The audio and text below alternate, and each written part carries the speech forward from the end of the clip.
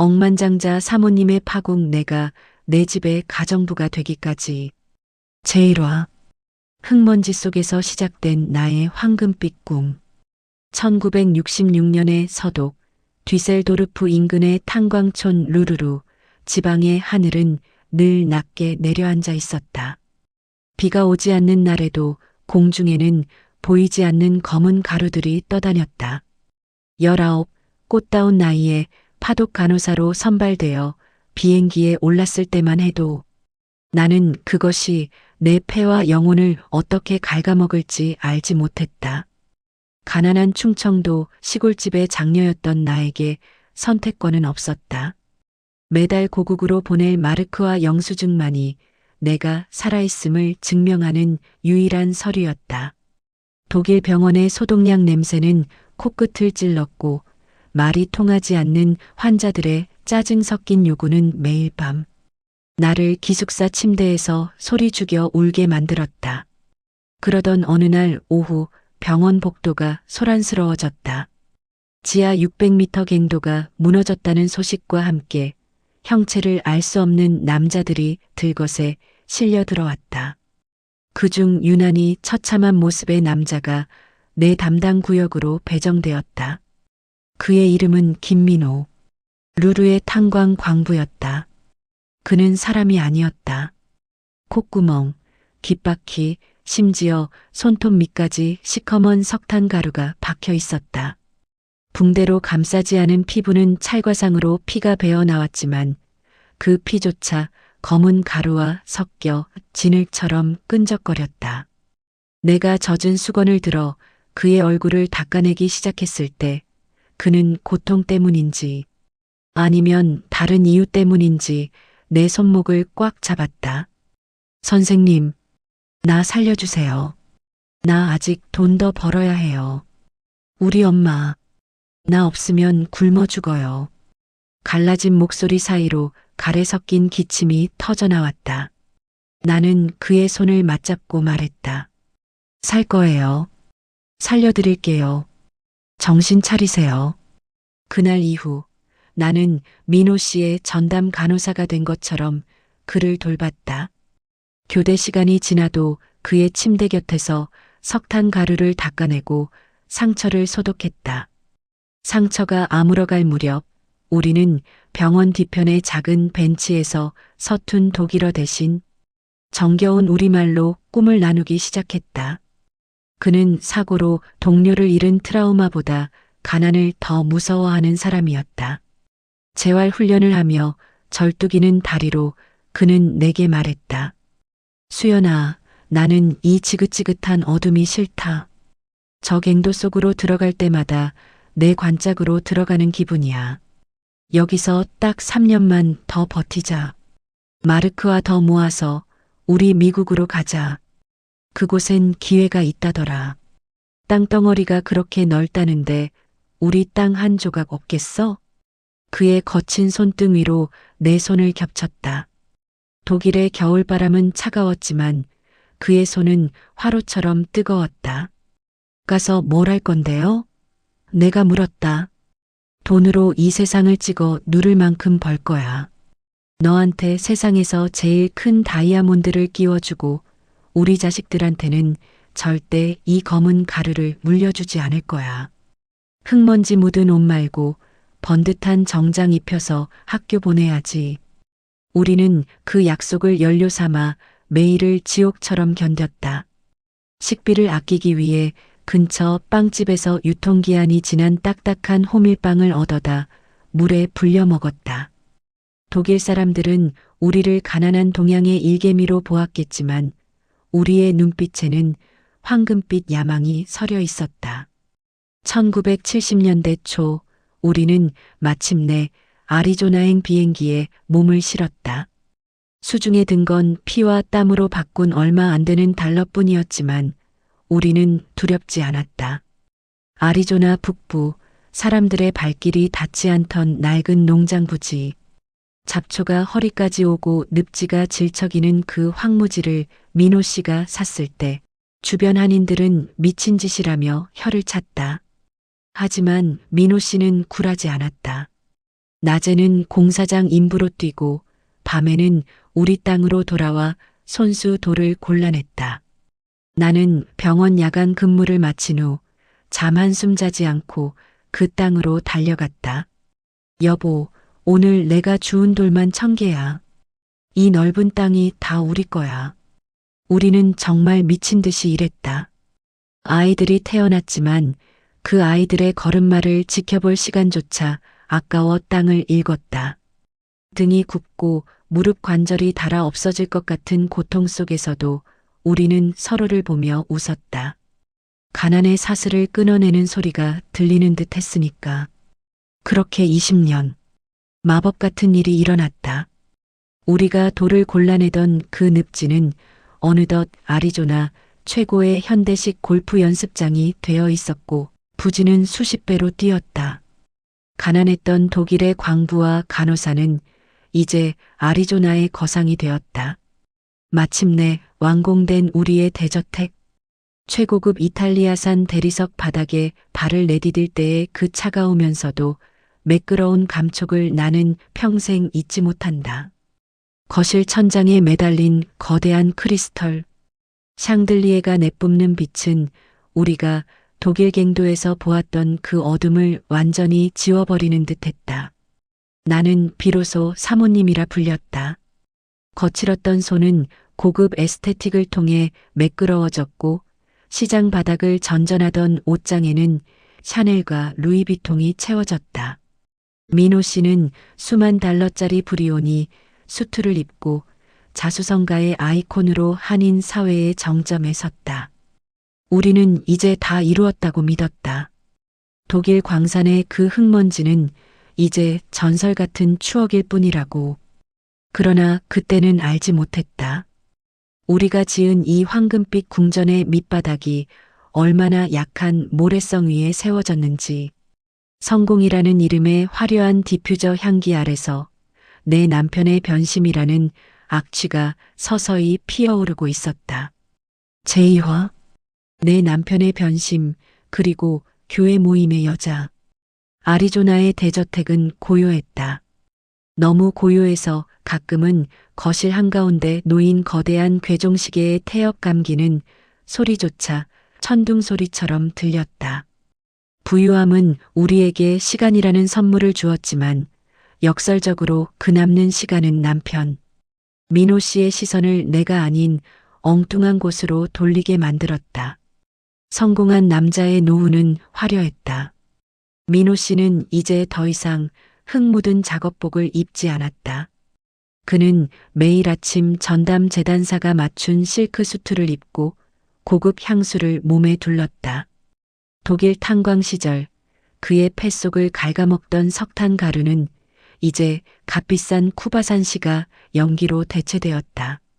그는 사교가 곧 비즈니스라며 한인 사회의 각종 모임에 얼굴을 비췄고 특히 지역교회의 봉사 모임에 집착하기 시작했다. 나는 그것이 나이든 남편의 회심이자 치열하게 살아온 인생에 대한 보상이라 믿었다. 하지만 균열은 아주 사소한 감각에서 시작되었다. 우리의 40주년 결혼기념일이었다. 나는 독일 시절 우리가 꿈꿨던 가장 비싼 와인을 준비하고 그가 좋아하는 음식을 직접 장만했다. 하지만 밤 11시가 넘도록 현관문은 열리지 않았다. 자정 무렵 들어온 그에게서 풍기는 냄새는 내가 아는 그의 향수가 아니었다. 아주 젊고 가벼운 자극적인 꽃향기. 수선화 향 같기도 하고 장미 향 같기도 한 그 낯선 냄새가 그의 코트깃에 묻어 있었다. 여보, 늦었네? 오늘 무슨 일 있었어? 나의 물음에 그는 내 눈을 피하며 넥타이를 거칠게 풀었다. 교회 형제님 한 분이 갑자기 상을 당하셔서 위로해 주느라 시간이 좀 걸렸어. 피곤하네, 먼저 잘게.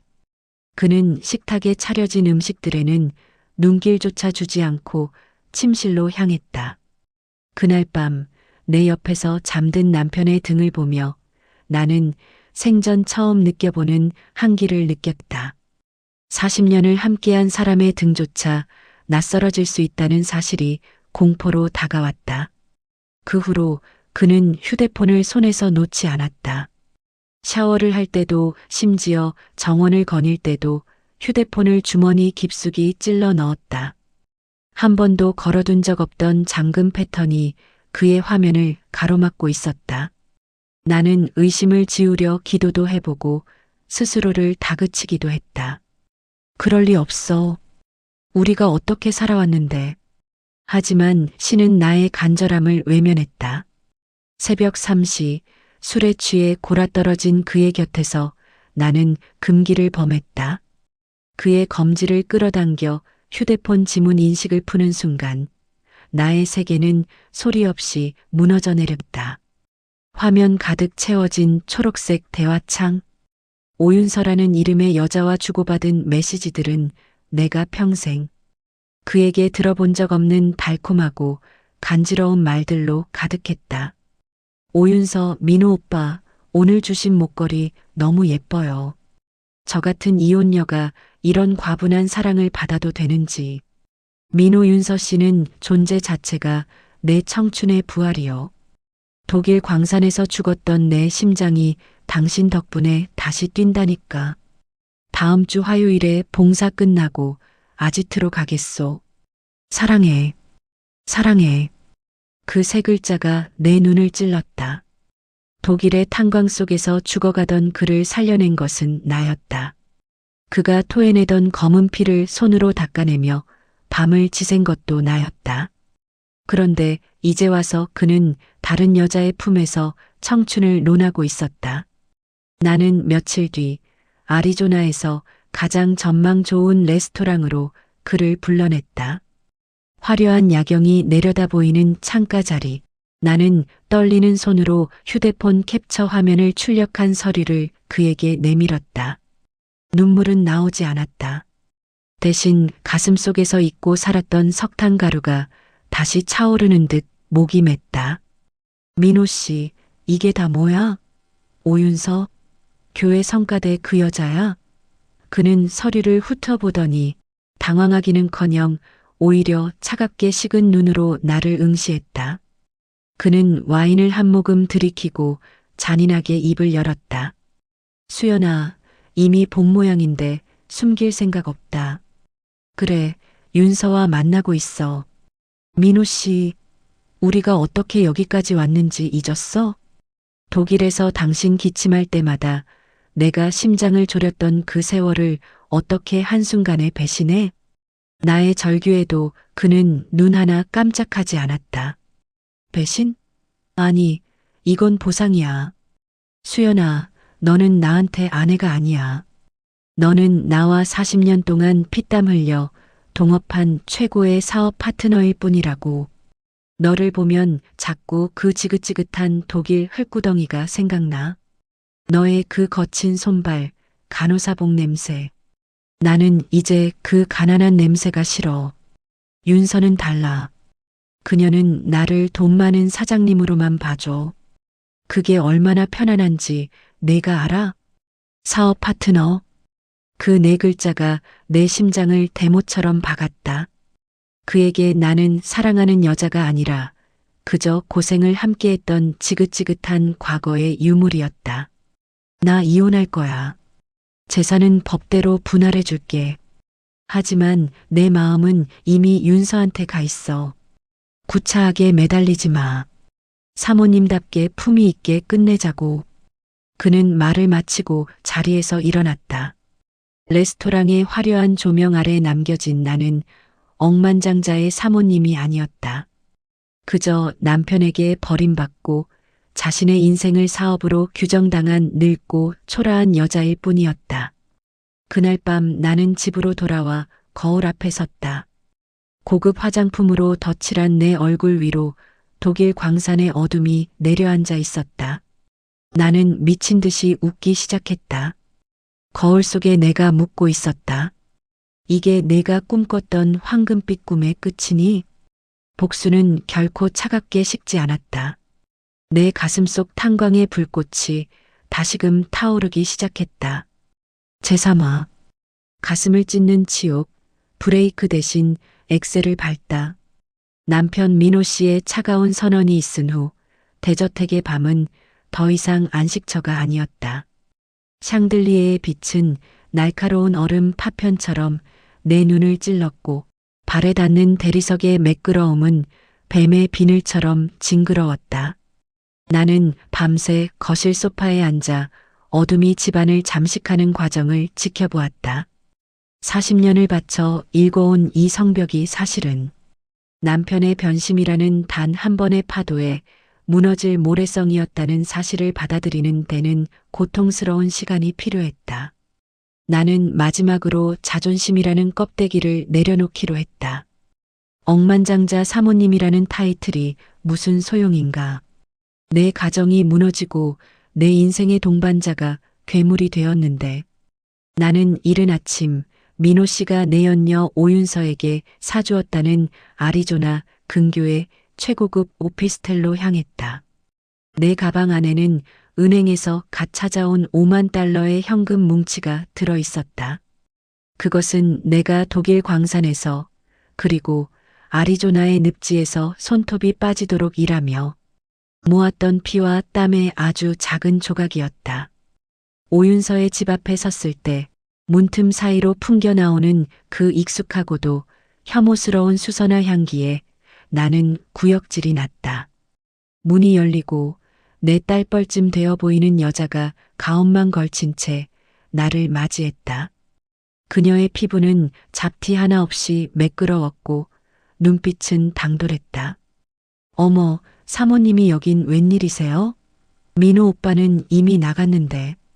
민호 오빠. 그 가벼운 호칭이 내 심장을 난도질했다. 나는 신발도 벗지 못한 채 거실로 들어가 무릎을 꿇었다. 억만장자 사모님이 아닌 길거리에 나앉게 된 패배자의 모습으로. 윤서 씨, 제발, 제발 우리 남편 좀 돌려줘요. 여기 돈이 있어요. 당신이 원하는 만큼 더 줄게요. 내 가정을 지키게만 해줘요. 우리 아이들 얼굴을 봐서라도. 나는 현금 뭉치를 바닥에 쏟아내며 애원했다.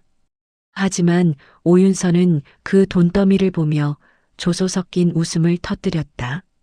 그녀는 천천히 다가와 내 앞에 쭈그리고 앉았다. 그녀의 손가락이 내 거칠어진 손등을 훑쳤다. 사모님, 김민호 사장님이 왜 저한테 오는지 정말 모르세요? 사모님 손을 좀 보세요. 아직도 독일 탄광촌에 흙먼지가 껴있는 것 같아요. 사모님 몸에선 항상 소독약 냄새랑 가난한 냄새가 난대요. 성공한 남자는 거울 같은 여자를 원하지 않아요. 자기가 빛날 수 있는 보석 같은 여자를 원하지. 사모님은 사장님에게 지우고 싶은 과거 그 자체예요. 그녀의 말은 남편의 독설보다 더 잔인했다. 지우고 싶은 과거. 내가 그의 생명을 구하고 그의 성공을 위해 청춘을 바쳤던 그 모든 시간이 이제는 지워버려야 할 오점이 된 것이다. 그녀는 우아하게 일어나 나를 현관 밖으로 밀어냈다. 문이 닫히는 소리는 마치 내 인생에 내려진 최종 판결처럼 무거웠다. 쏟아진 돈더미 위로 그녀의 비웃음 소리가 쟁쟁거렸다. 집으로 돌아오는 길, 아리조나의 하늘은 갑자기 어두워지더니 장대비가 쏟아지기 시작했다. 와이퍼가 미친 듯이 유리창을 닦아냈지만 내 시야는 분노와 눈물로 가려져 있었다. 나는 민호 씨의 은색 벤츠를 몰고 오윤서의 오피스텔 근처 골목에 차를 세웠다. 엔진의 진동이 내 심장 박동과 겹쳐졌다. 1시간, 2시간. 비는 그칠 줄 몰랐고 내 속의 불길은 더 뜨겁게 타올랐다. 새벽 1시가 넘었을 무렵 오피스텔 로비에서 익숙한 그림자가 나타났다. 오윤서였다. 그녀는 민호 씨가 선물한 명품 우산을 쓰고 휴대폰을 보며 생글생글 웃고 있었다. 아마도 방금 민호 씨와 달콤한 굿나잇 인사를 나누었겠지. 그녀가 횡단보도를 건너기 시작했다. 빗줄기 사이로 그녀의 가냘픈 실루엣이 보였다. 내 인생을 갈기갈기 찢어놓고 나의 청춘을 가난한 냄새라고 모욕했던 여자. 나의 발은 브레이크 위에 올라가 있었다. 하지만 머릿속에서는 오윤서의 조소와 민호 씨의 사업 파트너라는 말이 소용돌이쳤다. 내 인생이 이렇게 부서졌는데 너희들만 행복할 순 없어. 절대로. 나는 브레이크에서 발을 떼고 엑셀을 끝까지 밟았다. 엔진의 굉음이 폭우 소리를 뚫고 울려 퍼졌다. 차체는 빗길을 가르며 미친 듯이 돌진했다. 횡단보도 중간쯤 왔던 오윤서가 눈부신 전조등 빛에 놀라 고개를 돌렸다. 그녀의 눈에 비친 공포를 나는 똑똑히 보았다. 쿵! 둔탁한 소리와 함께 그녀의 몸이 보닛 위로 솟구쳤다.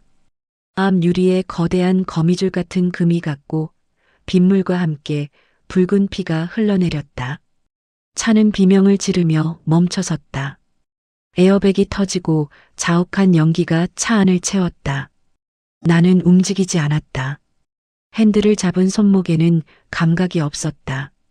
깨진 유리창 사이로 들어오는 차가운 빗물이 내 뺨을 적셨다.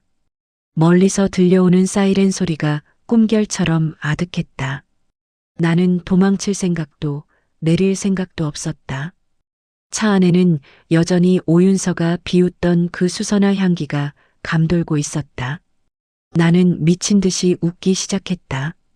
눈물인지 빗물인지 모를 액체가 입안으로 흘러들어왔다. 민호 씨, 이제 우리 다시 과거로 돌아가는 거야. 흙먼지 가득했던 그 지옥으로. 경찰차의 붉고 푸른 조명이 빗줄기를 뚫고 내 얼굴을 비추었다. 나는 기꺼이 그 빛 속으로 걸어 들어갔다. 내 인생의 황금빛 꿈이 시뻘건 핏빛으로 물들어 끝나는 순간이었다. 수연의 복수는 지금부터 시작입니다. 이 처절한 복수극의 끝을 지켜보고 싶으시다면 구독과 알림 설정으로 수연의 다음 행보를 지켜봐 주세요.